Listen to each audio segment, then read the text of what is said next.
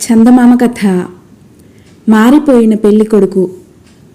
త్రిలింగ దేశంలో చిల్లర రాజుల పరిపాలన అంతమైనాక రాజవంశాలకు చెందిన వారందరూ ఆ కొండ మీద కట్టుకున్న కోటలను వదిలేసి గ్రామాలలో స్థిరపడి మామూలు జీవితాలు కొనసాగించారు. కానీ వారిలో కొంతమంది మటుకు రాజసం చావక తమ పాత కోటలని అంటిపెట్టుకుని పాత పద్ధతిని జీవిస్తూ వచ్చారు. ఇలా జీవించిన వారిలో ప్రసేనుడు అనే ఆయన ఒకడు. పెద్దమిట్ట అనే కొండ మీద ఆయన కోట ఉండేది. కొద్దిమంది నౌకర్లతో ఆయన ఇంకా అక్కడే ఉంటూ తన బీద బంధువులను సైతం పోషిస్తూ వస్తున్నాడు. ప్రసేనుడికి ఒక్క కూతురు తప్ప వేరే పిల్లలెవరూ లేరు. ఆ పిల్ల పేరు లలితాంగి. ఆమెకు పెళ్లి చేసి ఒక ఇంటిదాన్ని చేస్తే ఆయన తాను బ్రతికి ఉన్నంత కాలము నిశ్చింతగా బతకవచ్చు. అయితే లలితాంగి వివాహం తండ్రికి ఒక పెద్ద సమస్య అయింది. ఆమెను ఎవరికో అనామకుడికిచ్చి చేయటం ఆయనకి ఇష్టం లేదు. పైగా లలితాంగి చాలా అందగత్తె. ఏ చక్రవర్తి కుమారుణ్ణి అయినా చేసుకోదగినటువంటిది. రాజవంశాలకు చెందిన వారిలోనే ఆమె భర్తను వెతకాలి. ఆ వంశాలలో సగానికి పైగా శత్రువంశాలు. ఈ శత్రుత్వం కొత్తగా వచ్చినది కాదు, అనేక తరాలుగా ఉంటున్నది. పెద్దమిట్టకు 4 కోసుల దూరంలో ఎర్రకొండ వద్ద జయసింహుడు అనే ఆయన ఉన్నాడు. ఆయన కొడుకు బాలచంద్రుడు చాలా చక్కనివాడని, అన్ని విధాలా లలితాంగికి తగినవాడని చెప్పుకునేవారు. అయితే జయసింహుడు ప్రసేనుడికి శత్రువర్గంలో వాడు. వారిద్దరూ ఎన్నడూ ఒకరినొకరు చూసుకొని కూడా ఎరగరు. ప్రసేనుడి ముత్తాతగారి హయాంలో వారికి వీరికి పెద్ద యుద్ధం జరిగింది. ఆ తర్వాత వారికి వీరికి సంబంధాలు లేవు. చిట్ట చివరకు ప్రసేనుడు తన కుమార్తెకు ఒక సంబంధం చూశాడు. పెళ్లి కొడుకుది దూరాన నల్లకొండ. అయినప్పటికీ నల్లకొండ రాజులకు పెద్దమిట్ట రాజులకు అనాదిగా మైత్రి ఉన్నది. వారిది కూడా గొప్ప వంశం. పెళ్లి కొడుకు జయంతుడు పాదుషా కొలువులో ఉంటున్నాడు. అతను కూడా యువకుడే. అతన్ని పెళ్లి కూతురి వైపు వారెవరూ చూసి ఉండలేదు. కానీ మనిషి అనాకారి కాడని తెలియవచ్చింది. ప్రసేనుడు తన మనుషులను నల్లకొండకు పంపి వివాహం స్థిరపరిపించాడు. ముహూర్తం కూడా ఏర్పాటైంది. జయంతుడు పెళ్లికి 2 రోజులు ముందుగానే తన సిబ్బందితో వచ్చి చేరుతానని కబురు చేశాడు. తనకు కాబోయే అల్లుని గౌరవించటానికి ప్రసేనుడు పెద్ద ఎత్తున ఏర్పాటు చేశాడు. కోటకు వచ్చే కొండ మార్గమంతా శుభ్రం చేయించాడు. దారి వెంబడి దివిటీలు ఏర్పాటు చేయించాడు. విందులు జరపటానికి వేటలు సిద్ధం చేయించాడు. పెళ్లి కొడుకు వస్తాడన్న రోజుకు అందరూ అన్ని సన్నాహాలు పూర్తి చేసుకొని ఎదురు చూశారు. సాయంకాలం అయింది. పెళ్లి కొడుకు రాలేదు. చీకటి పడింది. అందరూ నిరాశ చెంది భోజనాలకు కూర్చున్నారు. జయంతుడు 30 మంది సిబ్బందిని వెంట పెట్టుకుని అనుకున్న నాడే ఇంటి నుంచి బయలుదేరాడు. మధ్యదారిలో అతనికి ఒక పాత స్నేహితుడు కలిశాడు. ఆ స్నేహితుడు మరెవరో కాదు, బాలచంద్రుడు. బాలచంద్రుని చూడగానే జయంతుడికి పరమానందమైంది. వారిద్దరూ చిన్నతనంలో ఒకచోట కలిసి ఉన్నారు. ఏమంటే వారిద్దరు మేనమామలది ఒక ఊరే. జయంతుడు తన స్నేహితుడితో తాను పెళ్లికి పోతున్న సంగతి చెప్పి, లలితాంగి చాలా గొప్ప సౌందర్యవతి అని విన్నాను. ఆ సంగతి నీకేమైనా తెలుసునా అన్నాడు. నేను వినలేదు. నాకు వారి వార్తలేమీ తెలియవు అన్నాడు బాలచంద్రుడు. రేపు సాయంకాలం లోపుగా నేనే స్వయంగా చూస్తాను కదా. వారిది చాలా పరువైన వంశం. ప్రసేనుడికి రాజసం ఏమాత్రము తగ్గలేదని విన్నాను. అటువంటి వారి పిల్లని చేసుకోవటమే గొప్ప విషయం. ఇక పెళ్లి కూతురు అందగత్తె కూడా అయితే ఇక చెప్పేదేమిటి. నేను చాలా అదృష్టవంతుని అనుకుంటున్నాను అన్నాడు జయంతుడు. బాలచంద్రుడు తన స్వగ్రామానికి పోతున్నాడు. ఎర్రకొండ దాకా ఇద్దరూ కలిసే వెళ్ళవచ్చు. చిన్ననాటి ముచ్చట్లు చెప్పుకుంటూ స్నేహితులిద్దరూ తమ మజిలీ నుంచి ముందుకు సాగారు. జయంతుడు తన పరివారాన్ని వెనుకగా రమ్మన్నాడు. మజిలీ నుంచి బయలుదేరిన కొద్దిసేపటికి స్నేహితులిద్దరూ ఒక కనుమ ప్రవేశించారు. తలవని తలంపుగా ఆ కనుమలో వారికి దొంగలు తటస్థపడ్డారు. దొంగలు 7-8 మంది ఉన్నప్పటికీ యువకులు నిర్భయంగా కత్తులు దూసి దొంగలతో యుద్ధానికి తలపడ్డారు. కొద్దిసేపు గడిచాక జయంతుడి సిబ్బంది వచ్చింది. దొంగలు పారిపోయారు. కానీ జయంతుడు తీవ్రంగా గాయపడ్డాడు. ఈ సంగతి బాలచంద్రుడికి దొంగలు పారిపోయాక గానీ తెలియరాలేదు. బాలచంద్రుడు ఎక్కిన నల్లగుర్రం చాలా చురుకైనది. అతను కూడా చాలా పరాక్రమవంతుడు. అందుచేత అతనికి చిన్న గాయం కూడా కాలేదు. జయంతుడు ఎక్కిన తెల్ల గుర్రం అంత చురుకైనది కాదు. అతని పొట్టలో కత్తిపోటు తగిలింది. బాలచంద్రుడు తన స్నేహితుడి గాయానికి కట్టుకట్టి ఒకచోట పడుకోబెట్టి వీలైన ఉపచారాలన్నీ చేశాడు. కానీ తాను బతకనని జయంతుడికి తెలిసిపోయింది. అతడు తన స్నేహితుడితో, అన్నా, నాకు ఘడియ సమీపించింది. నా కోసం ప్రసేనుడు కనిపెట్టుకొని ఉంటాడు. ఆయన ఎంతో పరువు మర్యాదలు పాటించేవాడు. నువ్వు వెంటనే బయలుదేరి పెద్దమిట్టకు వెళ్ళి ఆయనతో ఈ దుస్సంఘటన గురించి చెప్పి ఆయనకు ఆశాభంగం కలిగించినందుకు నా తరపున క్షమాపణ వేడు. ఈ పని పూర్తి చేయకుండా మరే పని చూడనని నాకు మాట ఇవ్వు. నా శవాన్ని నల్లకొండకు చేర్చనవసరం లేదు. నా ఉత్తర క్రియలు ఈ కనుమలోనే జరిగేటట్టు చెయ్యి.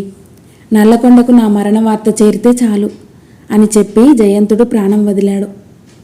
తన స్నేహితుడి శవానికి దహనక్రియలు జరిపించి బాలచంద్రుడు తన నల్లగుర్రం మీద వేగంగా పెద్దమిట్టకు బయలుదేరాడు.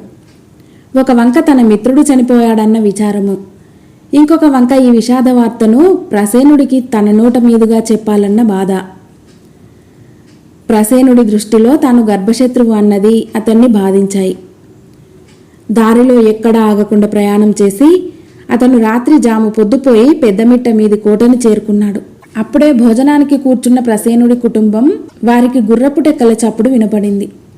మరి కాసేపటికల్లా బాలచంద్రుడు వారున్న చోటికి వచ్చాడు.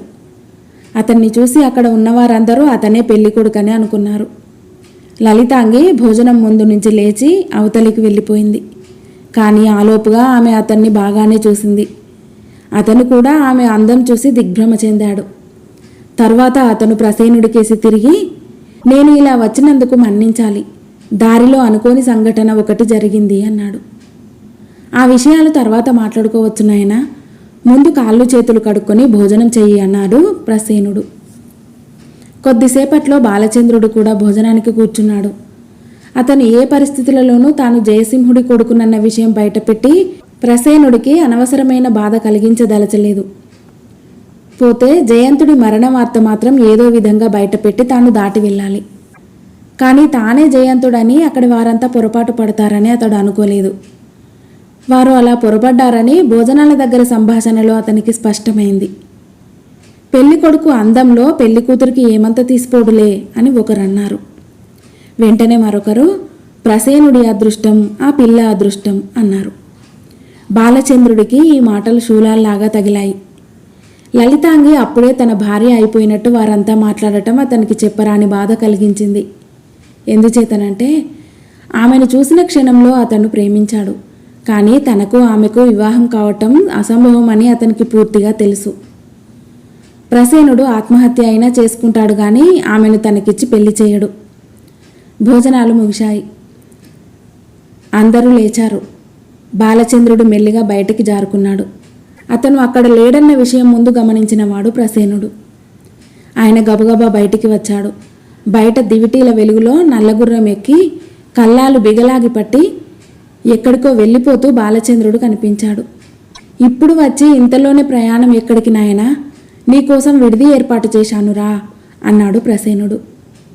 లేదు, నేను మీకు ఒకసారి కనపడిపోదామనే వచ్చాను. ఇంకా ఒక్క క్షణం కూడా ఉండటానికి ఉత్తర్వు లేదు. అసలు విషయం ఏమిటంటే ఈ ఉదయమే దొంగలు తటస్థపడి నన్ను పొడిచి చంపేశారు. మధ్యాహ్నం లోపల నన్ను దహనం చేసేశారు. ఈ విషయం నన్ను మీరు చెప్పనివ్వక భోజనం చేయమని నిర్బంధించారు.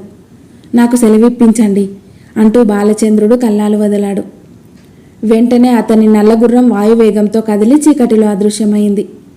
ప్రసేనుడు ఈ మాటలు విన్న చాలాసేపటిదాకా కొయ్యబొమ్మలాగా అయిపోయాడు. తర్వాత ఆయన లోపలికి వెళ్ళి తాను విన్న మాటలు అందరికీ చెప్పాడు. అందరూ నిశ్చేష్టులైపోయారు. తాను చూసిన పెళ్లి కొడుకు దయ్యమని వినగానే లలితాంగి కంటికి మంటికి ఏకధారగా ఏడ్చింది. ఎందుచేతనంటే ఆమె బాలచంద్రుణ్ణి చూస్తూనే తన భర్తగా వరించింది.